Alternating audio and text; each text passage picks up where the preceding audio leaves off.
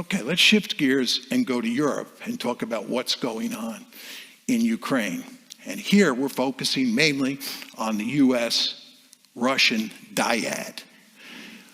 And it's very important to understand that the Americans drive the train in the West. Putin doesn't want to talk to the Europeans. He wants to talk to the Americans. He knows who the boss is. Right? So when you think about the war in the Ukraine, it's really the US and the Russians that matter the most, in addition to the Ukrainians, of course. Now, the conventional wisdom in the West is that what is happening here is that Putin is an imperialist, and he is bent on creating a greater Russia or recreating the Soviet Union. And what he is intent on doing in Ukraine is conquering that country, occupying that country, and integrating it into a greater Russia. And in fact, Ukraine is the first stop on the train line. When he's done with Ukraine, he's going to move on to other states like Estonia, Latvia, Lithuania, maybe Poland, who knows. But he is an imperialist at heart. He's an aggressor who's interested in building an empire. This is the conventional wisdom that you all know well. I would imagine that most of you believe this. My view is this is simply wrong. There's no evidence to support it. I believe that if you're going to make that argument, you have to show evidence that Putin said it was desirable to conquer Ukraine and create a greater Russia. You have to show evidence that he thought it was feasible to do that. And you have to show evidence that he said that that's what he was doing. There is no evidence, and I want to underline that word, no. There is no evidence that he thought it was desirable to conquer Ukraine or to create a greater Russia or to conquer any other country. There's no evidence that he thought it was feasible. And there's no evidence that he said that's what he was doing. Furthermore, he does not have the capability to do it. The Russians invaded Ukraine with 190,000 men. There's no way 190,000 men could conquer a piece of real estate with 40 plus million people in it with 190,000 men. When the Germans invaded Poland in 1939, they went in with 1.5 million men. You need a huge army to conquer a country like Ukraine, occupy it, and incorporate it into your country.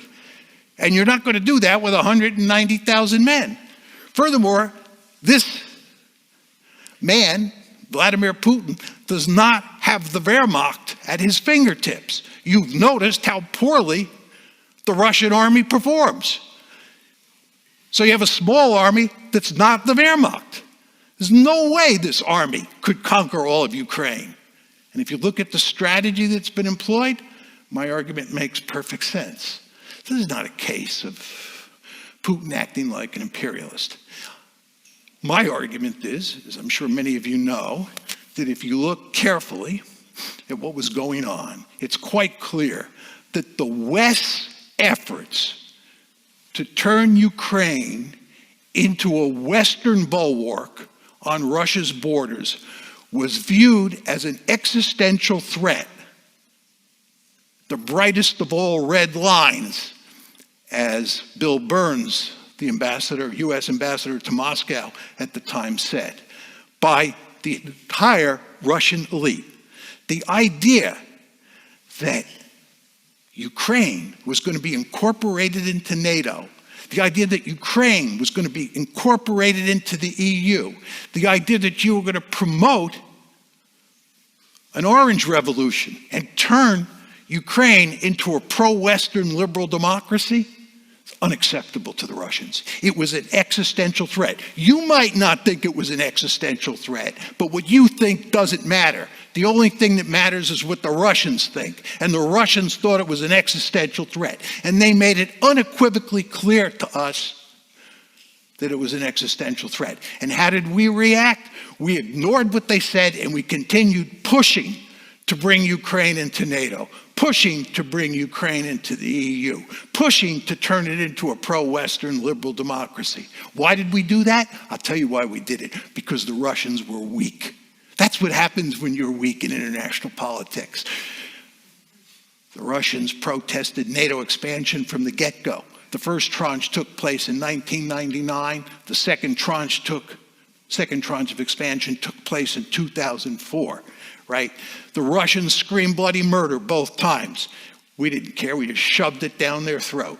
They were weak. And when they're weak, you can do that. 1999, we succeeded.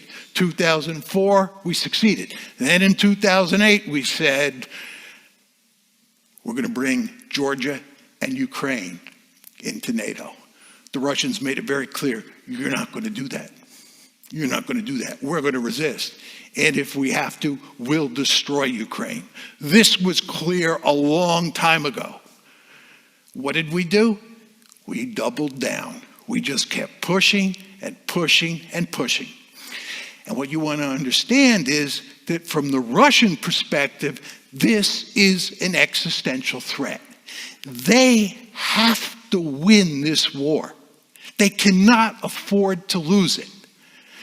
If you accept the argument that Putin is an imperialist and he's just bent on conquering some more territory and creating a greater Russia, and there's no really underlying security imperative, then you can cut a deal and end this war. But if you think that the Russians view this as an existential threat, you think about this conflict in very different ways. Because you're dealing with a great power that's armed to the teeth with thousands of nuclear weapons that sees itself facing an existential threat. Now, that's my view of the Russian perspective on how this has to end. They have to win. They cannot afford to lose. What is American policy and what is Ukrainian policy? American policy is we're going to beat them in Ukraine. This is, of course, Western policy. Norway is deeply involved in this. Our policy is to defeat the Russians, right? And also wreck their economy with sanctions. And also promote regime change and then put Putin on trial. And maybe even break apart Russia. This is their goal. We're going for victory. We think we can win in Ukraine. Putin has to win. We think we can win. And the Ukrainians, it's an open and shut case. Of course, from their point of view, they want to recover all their territory. And they want to weaken Russia as much as possible so that Russia can't pay a return visit. So the Russians are pursuing a clear-cut victory. The Ukrainians and the Americans are pursuing a clear-cut victory. What does this tell you? This tells you there's no diplomatic solution. There's no diplomatic solution to this one. This is why everybody basically understands that this is going to be a protracted stalemate, right? Or at least they think it's going to be a protracted stalemate. They think it's going to be a protracted stalemate because there's no solution. There's another dimension to this, the most worrisome of all, and that's nuclear escalation. Russia thinks it faces an existential threat. And again, what you think doesn't matter. It's what the Russians think. They think they face an existential threat. What happens if NATO succeeds? What happens if we begin to roll the Russian army back in Ukraine and we're moving up to the borders of Russia? When I say we, I'm talking about Ukrainian forces backed by NATO power. The Russians are likely to use nuclear weapons to rescue the situation, right? This is a great power that's facing an existential threat and it's losing.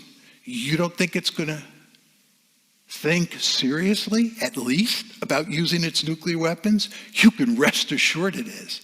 I like to tell the story about 1945, Japan, 1945. The Americans had defeated Japan by August 1945.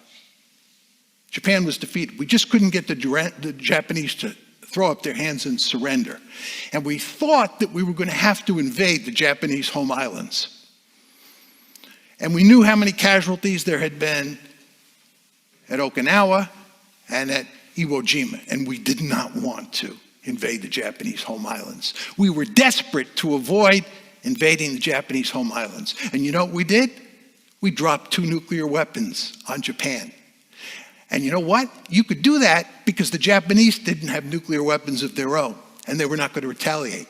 Well, I have news for you. The Ukrainians don't have nuclear weapons of their own. And if the Russians use nuclear weapons in Ukraine, Ukraine can't retaliate, and we're not going to initiate a general thermonuclear war by using nuclear weapons to defend Ukraine.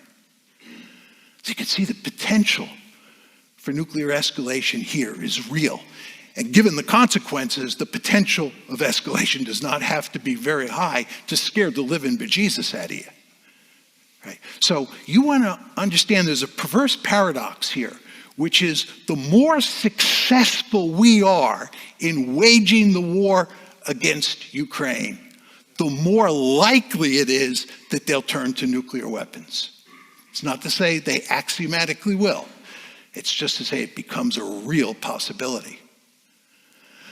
So the story I've told you here, in conclusion, is that during the Cold War, we had one conflict dyad. During the unipolar moment, we had none. During the multipolar world we now live in, there are 2 potential great power conflicts on the table. And both of them, as I tried to describe, are very dangerous.